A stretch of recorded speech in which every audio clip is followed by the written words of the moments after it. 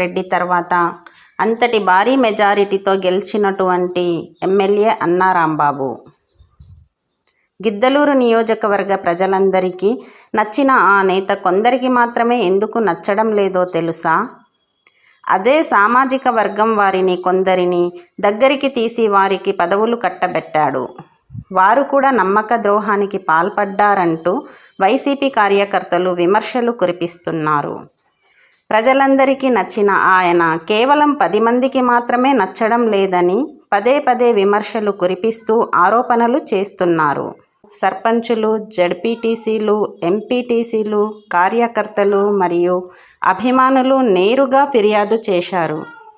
వీరందరూ విసిగించడం వల్లే ఎమ్మెల్యే అన్నా రాంబాబు మీడియా సమావేశంలో 2024లో పోటీ చేయను అంటూ మాట్లాడారని ఆరోపిస్తున్నారు. ఇటువంటి కుళ్ళు రాజకీయాలను